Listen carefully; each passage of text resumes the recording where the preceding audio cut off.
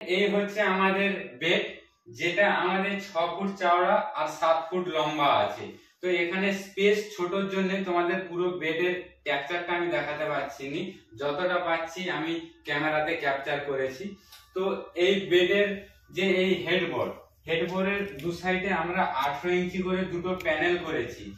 আর এই প্যানেলে আমরা লোয়ার স্পটটি লাগিয়েছি, যেটা আমাদের 4 mm লোয়ার স্পটটি আছে, ওই লোয়ার স্পটটিটা এই প্যানেলের দু সাইডেই লাগিয়েছি। ওই দেখতে পাচ্ছ, ওদিকেও আমাদের 18 ইঞ্চি লাগানো আছে, এদিকেও আমাদের 18 ইঞ্চি লাগানো আছে।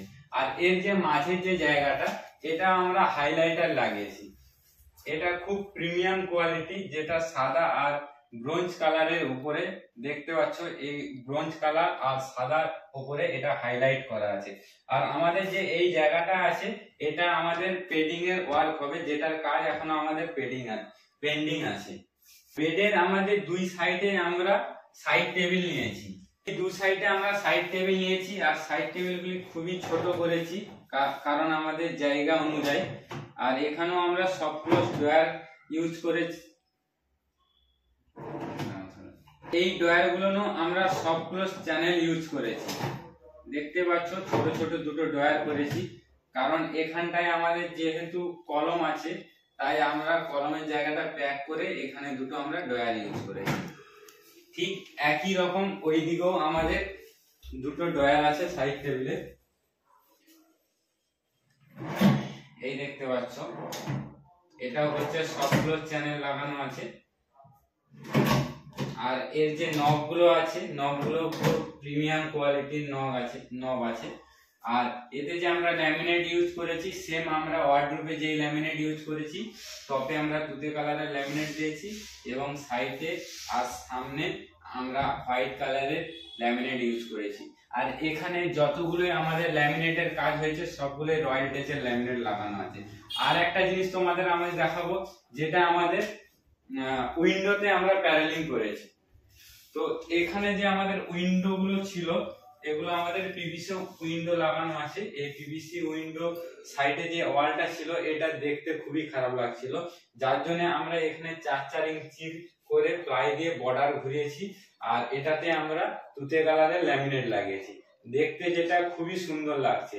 ঠিক একই ভাবে এই দিকেও আমাদের যে উইন্ডো আছে, এই উইন্ডোতেও আমরা 4-4 ইঞ্চি করে প্লাই লাগিয়ে এটাও আমরা উইন্ডোটা প্যানেলিং করেছি। তো ফ্রেন্ড, আমি তোমাদের পুরো বেডরুমের কাজ দেখিয়েছি। আর সব থেকে মজার জিনিস এটাই হলো যে আমরা বেডের যে আমাদের চালি আছে, এতে আমরা হাইড্রোলিক পাম্প ইউজ করেছি, যেটাতে আমাদের 200 কেজি হাইড্রোলিক পাম্প লাগানো আছে। আর এটা তোমরা খুব সহজে ইউজ করতে পারবে, কারণ এখনকার যুগের বেডে হাইড্রোলিক পাম্প না লাগালে ইউজ করা খুবই পসিবল হয়ে যায়, যার জন্য আমরা বেডেতে আমরা হাইড্রোলিক পাম্প ইউজ করেছি। আর এটার ওজন প্রায় 200 কেজির হাইড্রোলিক পাম্প লাগিয়েছি। আর এই বেডটা চালি তোলার জন্য আমরা দু সাইডে যে দুটো হ্যান্ডেল লাগিয়েছি, এটাও প্রিমিয়াম কোয়ালিটির হ্যান্ডেল লাগানো। এই দেখতে পাচ্ছ খুবই স্মুথলি।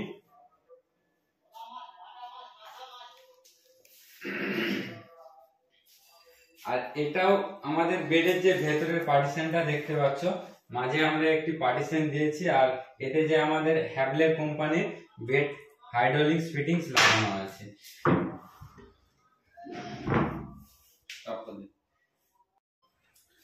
তো ফ্রেন্ডস, আমাদের এই মাস্টার বেডরুমের কাজ কেমন হয়েছে তোমরা অবশ্যই কমেন্ট করে জানিও।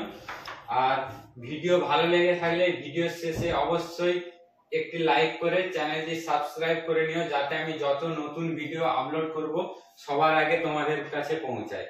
আর এই ধরনের বেডরুমের শর্টস ভিডিওর জন্য তোমরা আমার ফেসবুক পেজ ফলো করে নাও। ফেসবুক পেজও বিশাল লাইফস্টাইল ফার্নিচার, আর ইনস্টাগ্রাম পেজ বিশাল লাইফস্টাইল ফার্নিচার। এই দুটো পেজ তোমরা ফলো করে নাও, যাতে তোমরা বেডরুমের সমস্ত রিলস ভিডিও, যেগুলো শর্টস ভিডিও, যেসব ফিটিংস গুলো লাগানো হয়, ইউনিক ফিটিংস কিংবা আমাদের ইউনিক যে কাজগুলো হয়, সেগুলো আমরা খুব শর্টে বানাতে হয়, সেগুলো দেখার জন্য অবশ্যই তোমরা ইনস্টাগ্রাম পেজ এবং ফেসবুক পেজটা ফলো করে নিও।